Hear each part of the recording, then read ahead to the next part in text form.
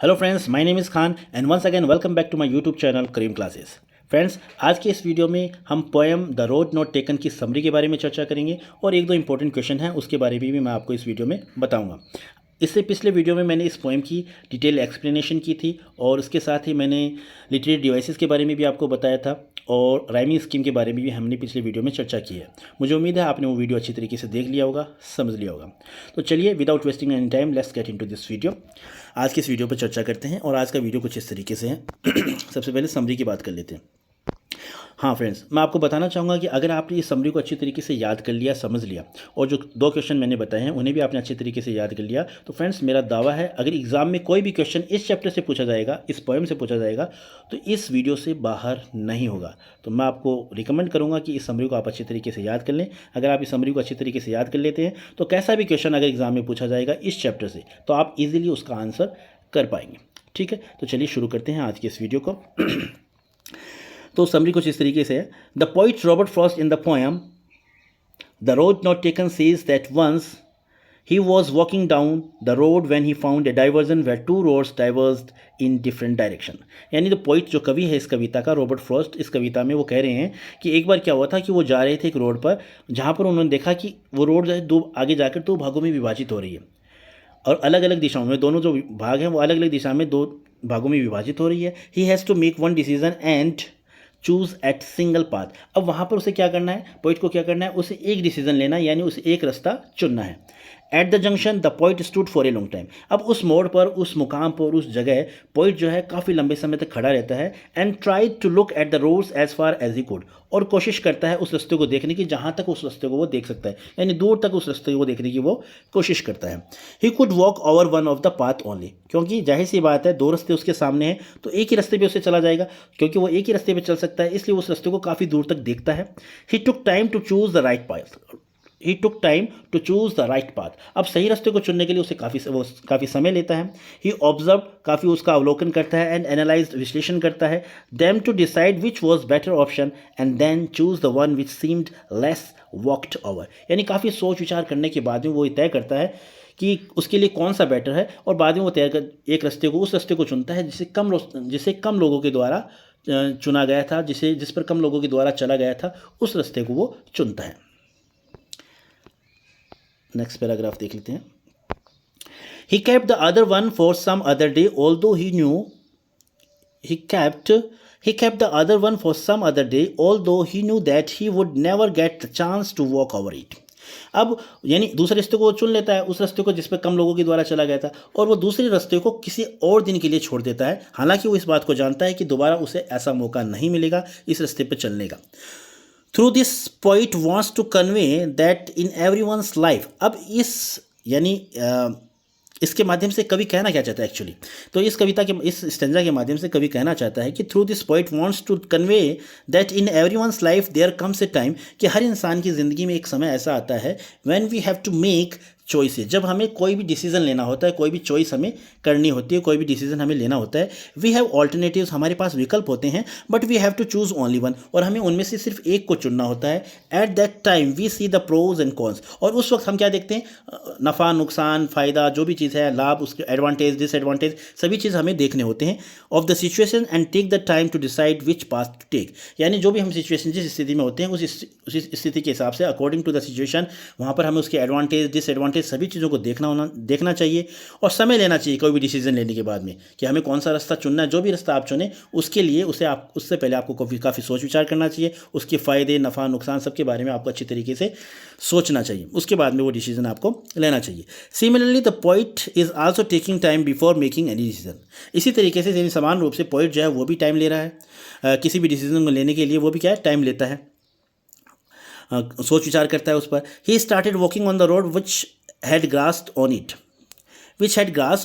और बाद में वो उस रास्ते पे चलने लग जाता है जिस पर काफ़ी घास थी, काफ़ी घास उगा हुआ था, उस रास्ते पे चलने लगता है। The grassy road means that the road was not use, यानी ग्रासी रोड पे वो चलता है। क्यों? ग्रासी रोड का मतलब है ऐसी रोड जिस पर कम चला गया हो, जिसे बहुत कम यूज़ किया गया हो।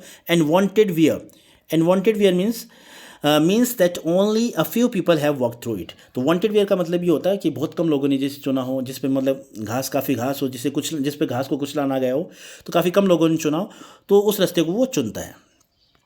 अब आगे क्या कहता है poet, just a minute. After walking some distance on the road, अब कुछ दूर चलने के बाद में the poet feels that the both paths were almost the same, यानी दोनों ही रास्ते समान हैं। थोड़ी दूर चलने के बाद में पोइट महसूस करता है कि दोनों ही रास्ते क्या हैं, समान है। There was hardly any difference between them, यानी मुश्किल से ही दोनों में बहुत कम अंतर है, बहुत ही कम डिफरेंस दोनों रास्तों के बीच में है। Through this the poet conveys that, और इस तरीके से कवि ये कहना चाहता है कि in our life whatever decision we take और चॉइसेस वी मेक, यानी हमारी लाइफ में जो भी डिसीजन हम लेते हैं, जो भी निर्णय, जो भी लाइफ में हम चॉइस लेते हैं, each choice has some advantage and some disadvantage, यानी हर चॉइस, हर डिसीजन के फ़ायदे भी हैं, नुकसान भी हैं। प्रॉब्लम्स आर एवरीवेयर, समस्याएं हर जगह हैं। So we must be ready to face them, इसलिए हमें उन समस्या, यानी जो भी आप डिसीजन लेंगे, जाहिर सी बात है जो डिसीजन आप लेंगे लाइफ में आगे चलकर आपको परेशानियां, डिफिकल्टीज आपको आएंगी। अब आपको तैयार रहना है उन डिफिकल्टीज का सामना करने के लिए। The poet says that in the future he will take a deep breath, अब पोइट आगे क्या कहता है, the poet says that in the future, भविष्य में, he will take a deep breath and say, वो काफ़ी एक आह के साथ एक गहरी सांस लेकर कहेगा, that once upon a time he reached a point, कि जीवन में उसके जीवन में भी एक ऐसा टाइम आया था जब वो एक ऐसे मुकाम पर था, where he had make one choice, जब उसे एक चॉइस लेनी थी, एक चॉइस करनी थी, एक डिसीजन लेना था। At that time he decided to take that road, और उस वक्त उसने वो डिसीजन लिया, यानी वो रोड को चुना, उस रास्ते को चुना, उस डिसीजन को, उस चॉइस को चुना, which was less travelled by people, यानी वो रास्ता जो बहुत कम लोगों के द्वारा चुना गया था। ठीक है, it means that he took that decision which rare people take, इसका मतलब यानी उसने वो डिसीजन लिया जिसे बहुत ही कम लोगों ने लिया था। And that decision has change his entire life, और उस डिसीजन ने उसके पूरे जीवन को बदल दिया। The poet wants that people, कवि चाहता है कि should decide wisely in their life because the decision they take will have an impact on the rest of their life, यानी कभी ये कहना चाहता है कि हम हमारे जीवन में जो भी डिसीजन लें काफ़ी सोच विचार करके लें, काफ़ी बुद्धिमत्ता के साथ हम हमारा डिसीजन लें, क्योंकि वो डिसीजन जो है फ्यूचर में उसका जो हमारे बाकी का आगे का जो जीवन है उस पर उसका गहरा असर पड़ता है। आज जो हम डिसीजन लेंगे वो हमारा फ्यूचर निर्धारित करेगा, फ्यूचर डिसाइड करेगा, और हमारे जीवन पर उसका काफ़ी गहरा प्रभाव पड़ता है। He felt that his future depended on the choice that he made, यानी उसने महसूस, कभी ने भी ये चीज़ महसूस की कि जो भी हम डिसीजन लेते हैं, जो भी डिसीजन हम आज लेते हैं, वो हमारा जो फ्यूचर है वो उस डिसीजन पर ही निर्भर है। आगे जाके हम क्या बनेंगे, क्या नहीं बनेंगे, ये हमारा जो आज हम डिसीजन लेते हैं उस पर निर्भर करता है। तो ये ओवरऑल इसकी समरी थी, और मैं आपको कहना चाहूँगा कि आप इस समरी को अच्छी तरीके से याद कर लें, क्योंकि एग्जाम में अगर कोई भी क्वेश्चन पूछा जाएगा तो इस समरी के इर्द गिर्द ही होगा, और अगर आपने इस समरी को अच्छी तरीके से याद कर लिया तो ईजिली आप किसी भी क्वेश्चन का आंसर ईजिली आप दे पाएंगे। अब बात कर लेते हैं दो मोस्ट इंपॉर्टेंट क्वेश्चन, और मैंने दो मोस्ट इंपॉर्टेंट क्वेश्चन और ऐड किए हैं, इन क्वेश्चन को भी आप अच्छी तरीके से याद कर लें। तो इस तरीके अगर ये क्वेश्चन आप याद कर लेते हैं तो पूरा ये चैप्टर आपका कंप्लीट हो जाएगा, किसी तरह की कोई भी गुंजाइश भी बाकी नहीं रहेगी। तो पहला क्वेश्चन देख लेते हैं, where does the traveller find himself, what problems does he face, यानी जो ट्रैवलर यानी जो पोइट है अपने आप को कहाँ पाता है, what problem does he face, और वो क्या समस्या, क्या प्रॉब्लम आती है उसके सामने, किस प्रॉब्लम को फेस करता है। यानी पोइट ट्रैवलर, यहाँ पर पोइट को ट्रैवलर कहा गया।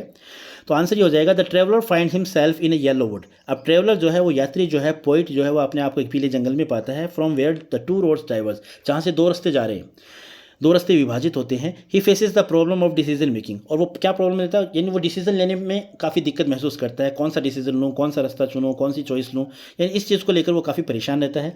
ही is suppose to choose the road for travelling further, क्योंकि उसे आगे जाने के लिए, आगे यात्रा करने के लिए एक रास्ते को चुनना है। तो कुल मिला के ये इसका आंसर हो जाएगा।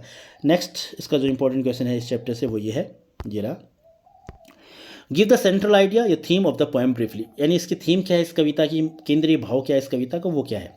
तो वो ये हो जाएगा, the central idea theme of the poem is decision making, यानी मूल भाव, जो केंद्रीय भाव इस कविता का वही है निर्णय लेने, जो डिसीजन मेकिंग, यानी किस तरीके से हमें निर्णय लेना होता है हमारी लाइफ में, जब हमारे सामने कई ऑल्टरनेटिव्स होते हैं, उनमें से हमें किस तरीके से उनको चूज़ करना है, कौन से अल्टरनेटिव्स, कौन सी विकल्प को चुनना है, किस तरीके से चुनना है।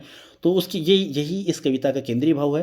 When two roads diverse in a yellow wood, जब एक पीले जंगल में दो रोड डाइवर्स होती हैं, विभाजित होती हैं, the poet makes a decision to take the one less travel by, जिस तरीके से कवि जो है वो डिसीजन क्या लेता है, वो रोड चुनता है, वो रास्ता चुनता है जो काफ़ी कम लोगों के द्वारा चुना गया था। And this decision made all the difference, और वो डिसीजन जो है वही डिसीजन आगे जीवन में उसने जो भी हासिल किया, जिस भी मुकाम पर पहुंचा, वो सभी उस डिसीजन के कारण ही होता है। तो ये इस चीज़ का सेंट्रल आइडिया है। तो this is all about the video. मुझे उम्मीद है आपको ये वीडियो अच्छी तरीके से समझ में आया होगा। मैंने काफ़ी अच्छी तरीके से सिंपल भाषा में समरी को और क्वेश्चन आंसर को समझाने का प्रयास किया है और मुझे पूरी उम्मीद है आपको ये वीडियो पसंद आया होगा। दोस्तों, अगर आपको मेरी वीडियो अच्छे लगते हैं तो प्लीज़ इन्हें लाइक, शेयर और सब्सक्राइब जरूर करिएगा और स्पेशली 9th क्लास के स्टूडेंट जो भी हैं उन्हें ज़रूर इन्हें शेयर करिएगा, क्योंकि मैंने इस वीडियो के अंदर समरी को डिटेल में समझाने का प्रयास किया है, क्वेश्चन आंसर दे दिए। पिछली वीडियो में मैंने आपको डिटेल एक्सप्लेनेशन दिया है, लिटरेरी डिवाइसेस जो यूज़ की गई है वो भी मैंने अच्छी तरीके से समझाने का प्रयास किया है। ओवरऑल यानी इस चैप्टर से रिलेटेड जो कुछ भी बताने को था वो मैंने आपको इन 2 वीडियोज़ में बता दिया है। तो इन वीडियोज़ को अच्छी तरीके से देखें, समझें और याद करें। तो यही था आज का इस वीडियो। नेक्स्ट वीडियो में मैं नेक्स्ट पोएम लेकर आऊँगा, इसी तरीके से समरी, क्वेश्चन आंसर्स में लेकर आता रहूँगा। तो प्लीज़ अगर आपने मेरे चैनल को सब्सक्राइब नहीं किया है तो चैनल को सब्सक्राइब करें और अपने दोस्तों के साथ इसे शेयर भी करें। तो once again thank you, have a nice day.